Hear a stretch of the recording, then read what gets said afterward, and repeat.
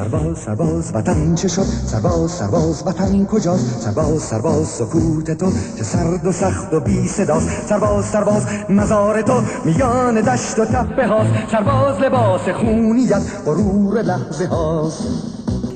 سرباز اگر سحرگهان تو را به خون کشانده اند، تو استوار مانده ای و دشمنان نمانده اند. کنون که اوج و قله ای، کنون که قلب میهنی، سرباز بدان که تا ابد برادر منی. سرباز سرباز وطن چه شد؟ سرباز شهید راه ما، بدان همیشه جای توست میان مشت توده ها. تو از تبار ملتی، صدای تو مرا صدا، سرباز حماسه تو شد شه حماسه ها.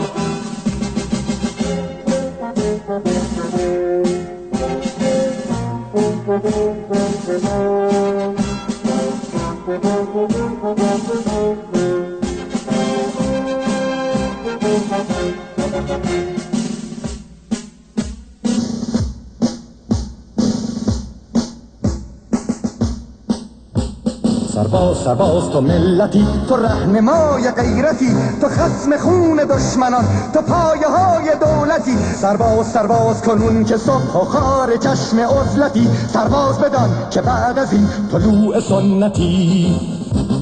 سرباز بخوان که خواندنت غریب شادمانه ایست، نشانی از گذشته ها و از سفر نشانی است. گذشته دور بندگی کنون زمان کاوه هاست. ضحاک مرد و اهرمن زیر پای ماست، گرفت شکاویانیت قیام توده هاست.